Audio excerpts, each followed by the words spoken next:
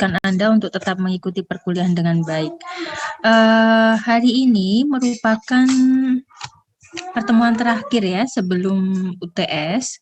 Untuk soal UTS sudah saya berikan kepada TU yang Anda tidak perlu khawatir bahwa di dalam UTS itu adalah materi-materi yang buat diberikan kepada Anda selama kurun 8 pertemuan ya, 7 pertemuan. Dari pertemuan pertama sampai hari ini.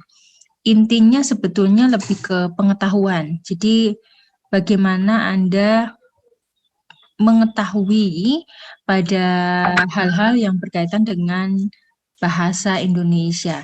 Yang nanti setelah UTS baru lebih kepada aspek keterampilan, yaitu keterampilan menulis dan juga keterampilan berretorika. Dan mudah-mudahan untuk UAS itu buati lebih kepada UAS yang sifatnya take home, atau misalnya Anda membuat paper atau nanti video presentasi, nah itu lebih ke situ. Tetapi untuk yang awal pertama ini lebih ke teoretisnya. Ya, pokok bahasan yang akan disampaikan oleh Bati hari ini itu lebih kepada bagaimana proses menulis. Nah, proses menulis ini mengapa perlu diberikan kepada Anda? Karena di dalam proses menulis ini menjadi bagian yang Anda wajib untuk dapat melakukan. Anda harus mengetahui terlebih dahulu mengenai menulis. Hakikat menulis. Menulis merupakan sebuah keterampilan ya, salah satu keterampilan.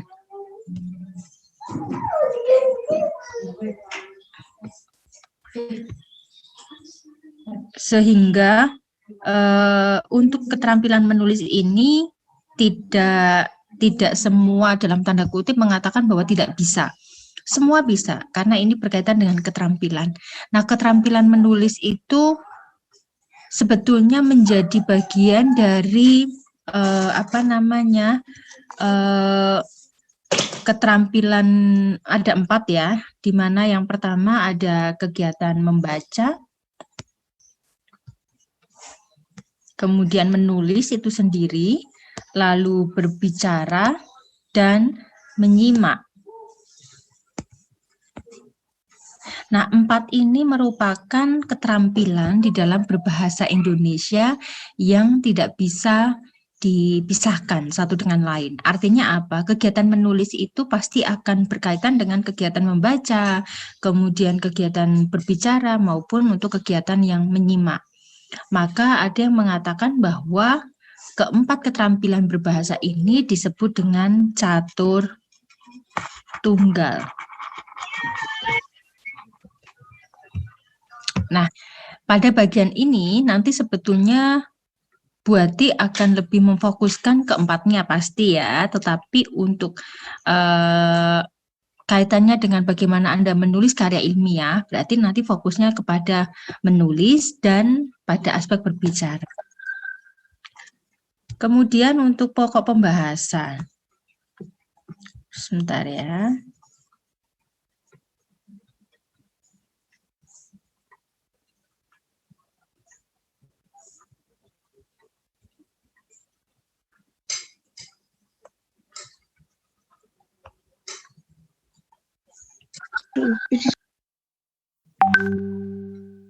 Ya, pokok pembahasan lebih kepada hakikat menulis ya. Sebetulnya nanti ada penalaran dalam menulis juga. Tetapi untuk pokok pembahasan lebih kepada yang poin 1 dan poin 2 terlebih dahulu.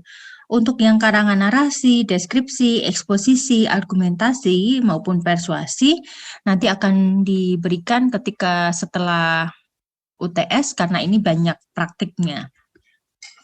Nah, hakikat menulis, apa yang sebetulnya menjadi esensi dari hakikat menulis selain tadi sudah disampaikan bahwa hakikat menulis ini lebih kepada keterampilan berbahasa, ya, kemudian terkait dengan adanya membaca, berbicara maupun menyimak. Tetapi hakikat menulis sendiri adalah segala kegiatan yang dilakukan oleh penulis. Artinya orang yang melakukan sebuah kegiatan menulis adalah penulis. Maka di dalam skripsi ini rata-rata mungkin ada sedikit kebingungan. Apakah Anda sebagai penulis, apakah Anda sebagai peneliti? Nah, maka di sini Anda betul-betul harus mampu membedakan. Ketika memang Anda posisinya sebagai peneliti, ketika akan membahas di bab 4, ya Anda menyampaikan bahwa Anda sebagai peneliti.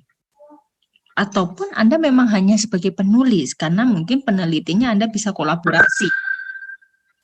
Nah, ini yang kemudian pada esensinya adalah menulis itu merupakan sebuah kegiatan menulis ya yang dilakukan oleh seseorang yaitu penulis untuk diberikan kepada pembaca. Artinya ada seseorang yang nantinya akan menerima. Maka kalau ada yang mengatakan bahwa ini sebetulnya kegiatannya produktif, kemudian ini reseptif. Nah, kenapa? Karena kegiatan yang dilakukan penulis adalah dia memproduk tulisan. Sedangkan untuk pembaca ini lebih menyerap, menerima apa yang ditulis oleh penulis. Nah, esensi berikutnya adalah apa yang mereka tulis itu sebetulnya memiliki pesan. Pesan bisa dikatakan sebagai informasi. Anda mungkin membaca buku-buku yang ada di sipil ya, itu pasti memiliki pesan yang terkandung. Nah, ketika ada pesan yang terkandung dan kemudian di situ media ya, media yang diberikan itu apa? Media yang diberikan lebih kepada kenapa tidak bisa ini? Media yang diberikan lebih kepada tulisan ya. Jadi menulis itu adalah sebuah kegiatan yang dilakukan oleh penulis untuk diberikan kepada pembaca yang berupa pesan informasi dengan menggunakan media tulis. Nah, manfaatnya apa? Ketika kita, ya, saya katakan kita ya, karena ini tidak hanya untuk mahasiswa, menulis itu memiliki manfaat. Meningkatkan sebuah pengetahuan itu pasti. Tetapi terlepas dari itu adalah bagaimana seseorang itu kemudian akan menjadi cerdas. Mengapa cerdas? Tadi, ketika kegiatan menulis otomatis itu akan melakukan kegiatan yang lain, misalnya membaca, kemudian mendengarkan, ya, sehingga itu nanti akan membuat sensor ya di dalam otak kita itu akan bekerja. Kemudian memikirkan bahwa, oh tadi saya membaca seperti ini, kemudian menuliskan seperti ini. Itu secara otomatis, termasuk kreatif. Mungkin di antara Anda ya yang terbiasa menulis atau mungkin ya menulis ya, mencoret-coret lah bahasanya ya anak-anak muda, itu akan menjadi lebih kreatif. Karena dia akan tahu bahwa oh seperti ini, oh seperti ini. Dan itu tidak akan habis, semakin bertambah, semakin bertambah.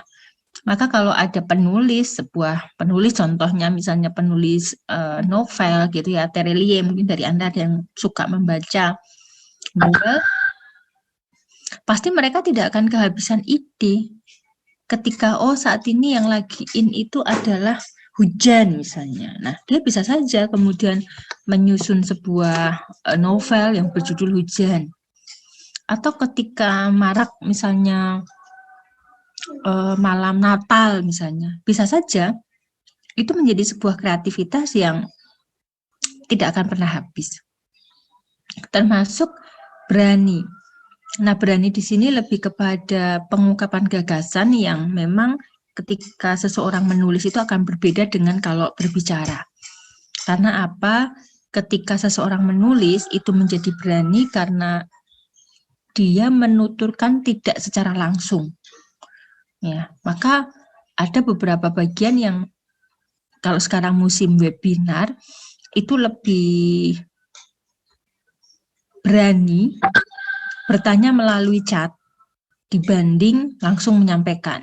Karena apa? Yaitu keberanian di dalam tulisan itu disampaikan secara tidak langsung. Artinya tidak langsung face to face, tidak langsung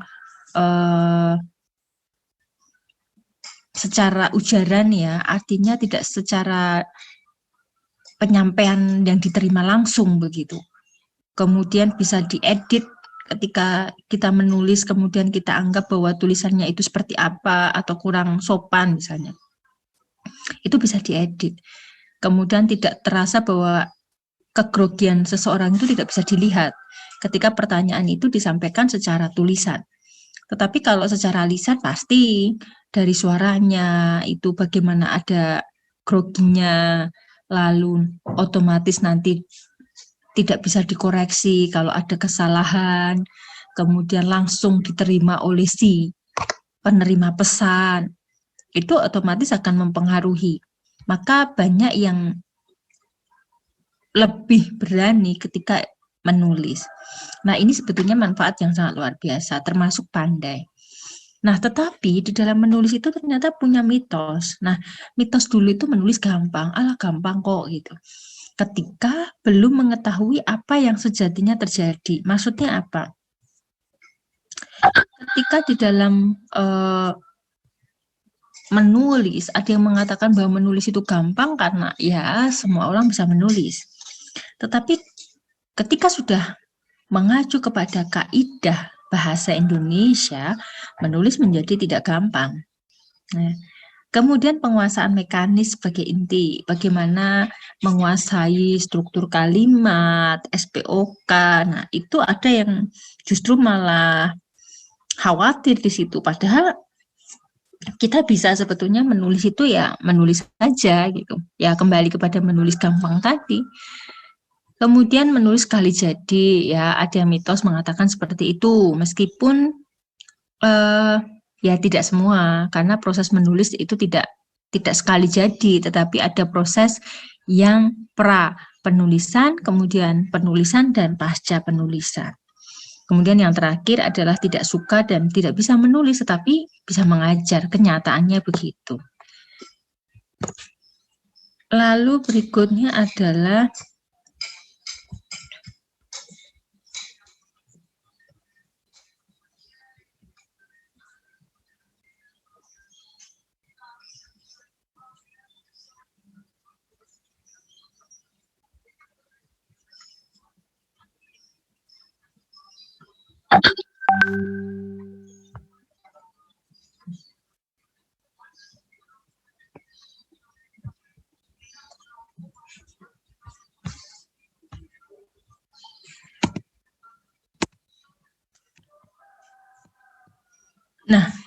berikutnya adalah langkah menulis. Tadi saya katakan bahwa di dalam menulis itu ada yang mengatakan mitosnya menulis sekali jadi. Ternyata memang tidak, karena di dalam menulis atau mengarang itu memiliki 3 tahapan, yaitu pra penulisan, kemudian penulisan, dan pasca penulisan. Apa yang dikatakan pra penulisan di sini berarti sebelum melakukan sebuah aktivitas menulis, apa yang harus dilakukan? Yaitu menentukan topik-topik yang penting. Mengapa harus ditentukan? Iya, karena topik tidak bisa sembarangan. Apa yang nanti akan membedakan antara tema, topik, judul, itu harus dipahami betul. Nah, ketika menentukan topik, kita harus tahu yang namanya syarat-syarat topik. Topik yang harus kita tentukan itu apa saja?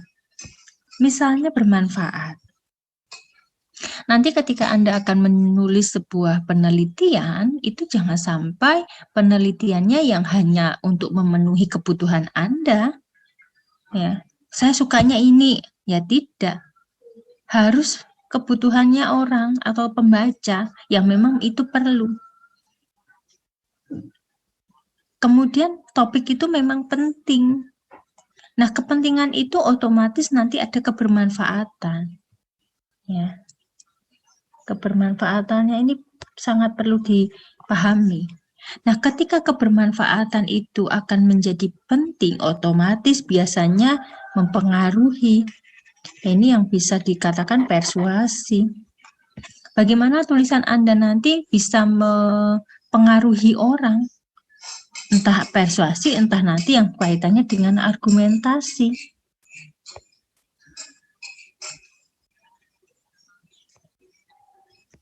Karena apa? Ketika Anda menulis sebuah penelitian, kemudian di situ kok penelitian Anda mengatakan bahwa, oh, membangun sebuah jembatan itu harus dengan tingkat kemiringan seperti ini, misalnya. Nah, ini tentu akan mempengaruhi orang. Orang akan jadi berpikir, oh iya ya, kalau nanti ketebalannya seperti ini, otomatis akan tidak kuat seperti itu. Nah, ini kemudian topik Anda itu akan mempengaruhi orang, termasuk penting karena nanti para insinyur yang mereka membangun jembatan itu otomatis juga akan melihat bahwa oh ini melalui penelitian. Jadi tidak bisa saya mengerjakan hanya asal main feeling gitu. Nanti kaitannya apa? Oh, ini akan berdampak gitu, berdampak pada hasilnya. Nah, ini kalau bisa jangan gitu. Sehingga betul-betul harus dipertimbangkan kebermanfaatannya itu. Selain itu, topik harus menarik. Menarik itu bisa dilihat dari aktual. Aktual adalah ketika nanti mungkin 2 tahun lagi ya, atau 3 tahun ya, ini yang sekarang Anda semester 1 maupun 3 ya. Ketika Anda akan mengambil topik, itu kalau bisa ya jangan yang sekarang, yang in sekarang, belum tentu, mungkin akan basi di nanti. Sekarang barangkali ya rumah desain minimalis misalnya. Kalau dulu nanti misalnya 3 tahun lagi sudah akan ada semacam pengaruh kebudayaan Eropa misalnya. Itu nanti akan berbeda. Kalau sekarang mungkin masih budaya-budaya banyak yang membangun itu budaya-budaya Jepang ya, simple ya. Tidak banyak ornamen-ornamen, perumahan-perumahan juga hanya model kotak misalnya. Nah, ini akan sangat mempengaruhi. Lalu penting ini juga ya, tadi kaitannya bersama dengan manfaat. Luar biasa ini lebih kepada nanti judul ya, bagaimana Anda akan mengemas itu menjadi sebuah judul yang luar biasa, yang orang tuh langsung tahu bahwa oh isinya nanti bagus gitu. Lalu visible ini juga harus hati-hati karena ketika Anda akan memilih sebuah topik, Anda harus menguasai betul. Anda jangan sampai terkungkung pada permasalahan itu. Anda skripsi tapi Anda tidak terlalu menyukai, Anda tidak menguasai, ya Anda tidak akan pernah enjoy. Karena skripsi nanti itu sebetulnya menjadi hal yang ya sangat menarik gitu. Anda harus bolak-balik ke dosen pembimbing, Anda harus mencari beberapa referensi. Nah, ini juga harus penting, tersedia referensi. Hati-hati ketika nanti Anda ingin mencari topik yang menarik, yang penting menarik dulu Bu, gitu. Tapi ternyata tidak ada referensinya. Bukan tidak ada sebetulnya karena semua penelitian pasti ada. Tetapi teorinya. Ya. Teori itu yang penting karena teori adalah yang mendasari penelitian Anda. Termasuk cakupannya juga harus terbatas. Anda jangan menulis sebuah penelitian yang ingin meneliti bangunan-bangunan yang ada di Asia gitu. Nah, itu terlalu luas. Anda mungkin bisa menulis bahwa bagaimana ornamen bangunan Cina itu ada di Jawa Tengah misalnya. Ya, nanti yang menjadi esensi apa untuk dengan teknik sipil ya. Nah, itu berarti sudah lebih terbatas. Dan pembatasan itu biasanya nanti ada masalah yang memang akan diangkat.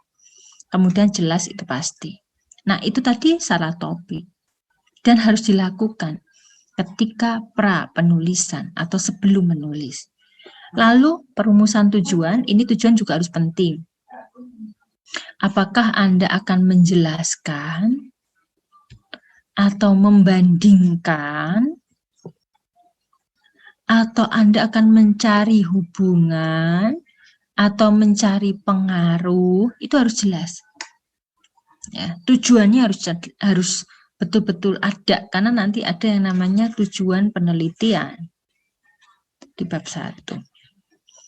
Nah, baru setelah itu Anda menyusun yang namanya rencana atau kerangka karangan. Mengapa Bu? Apakah kerangka karangan ini harus ya ditulis gitu, harus dirancang?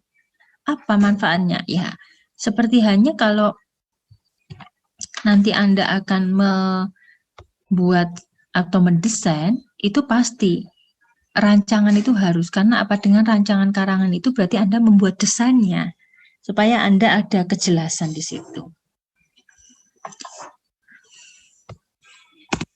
Nah, berikutnya adalah ini ya. Tadi topik, tema sudah, jadi topik itu sebetulnya akan berbeda dengan tema dan judul. Jadi kalau tema itu yang paling inti ya. Kemudian topik itu lebih kepada hal-hal ya yang akan disampaikan. Kemudian kalau untuk judul itu lebih kepada nama karangan yang nanti mewakili atau mencerminkan isi karangan.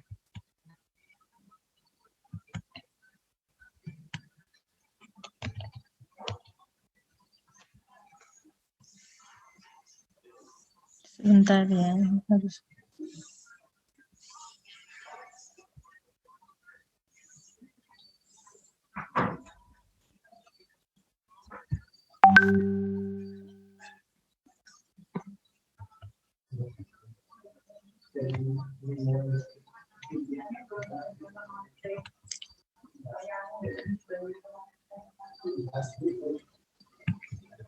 Nah, rancangan karangan tadi Bu Ati menyampaikan mengapa rancangan karangan itu penting. Nah, ini yang perlu Anda pahami, karena di dalam rancangan karangan ini ternyata saya melihat banyak sekali manfaatnya. Ya. Kita membuat kerangka karangan itu ternyata sangat besar manfaatnya ketika Anda nanti bisa membuat plot seperti ini ya. Oh, ini nanti di bab 1 pada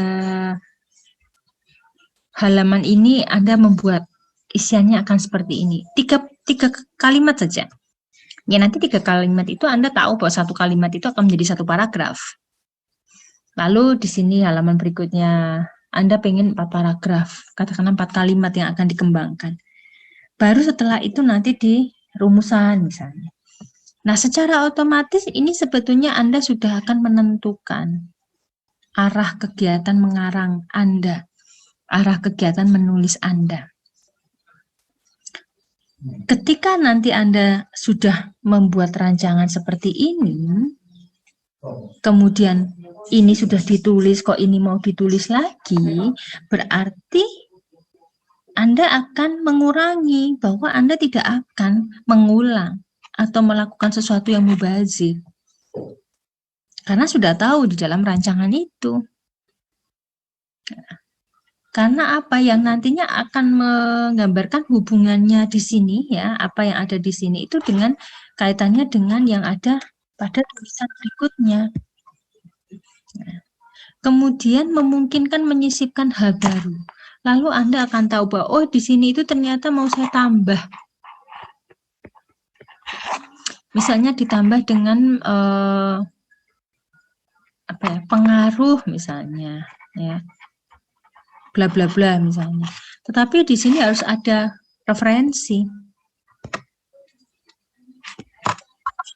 Dari tulisan itu Anda akan mengacu pada teori siapa. Tetapi setidaknya Anda sudah akan tahu ada hal baru yang akan Anda sisipkan di situ. Nah, secara otomatis ini nanti akan membuat pekerjaan lebih fleksibel atau bisa katakan ya efektif. Karena kita tidak double-double, atau kalau untuk kaitannya nanti dengan proses penulisan ya, ini adalah proses penulisan. Kaitannya dengan pasca penulisan, ini yang editing, Anda dapat mengecek dengan cepat. Anda tidak harus meneliti satu persatu. Anda secara otomatis nanti bisa mengetahui bahwasannya mana yang memunculkan kalimat-kalimat yang tidak efektif, misalnya ada pengulangan baru, itu Anda akan lebih cepat untuk mengedit. Itu saya pikir ya untuk pertemuan hari ini. Ada yang mau ditanyakan kah? Silahkan kalau ada yang mau bertanya.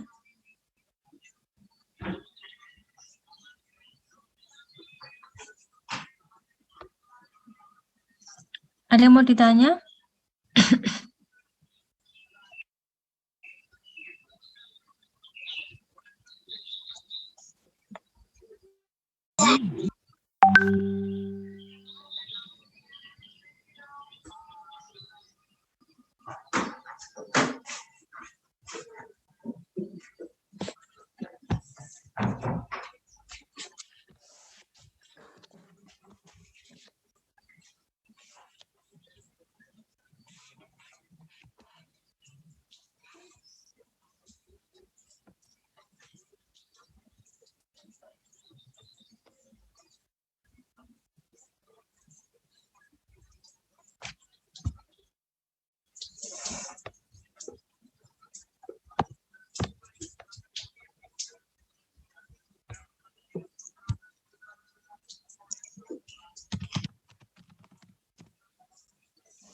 Baik, kalau tidak ada yang ditanyakan berarti Ibu cukupkan saja ya untuk hari ini. Minggu depan berarti silakan kalian menyiapkan untuk UTS.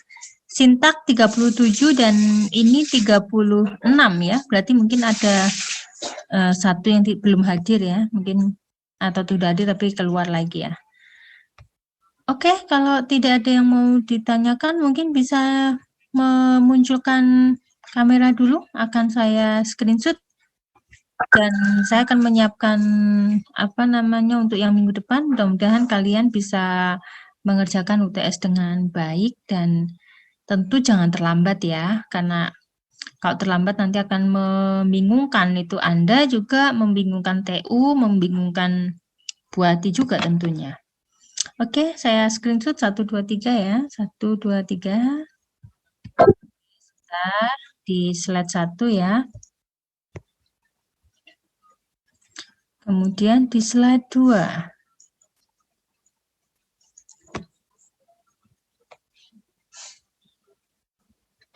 Satu, dua, tiga. Baik, terima kasih untuk hari ini. Sehat selalu, pesan Bu Ati, dan jaga aktivitas Anda, jaga kesehatan Anda, kerjakan tugas-tugas yang memang ada di Anda, jangan ditumpuk ya, tetapi tetap harus kontrol kesehatan ya. Baik, itu mudah-mudahan semua dalam lindungan Tuhan dan selalu diberikan kesehatan. Terima kasih, selamat siang dan sampai jumpa. Terima kasih, Bu. Ya. Terima kasih, Bu.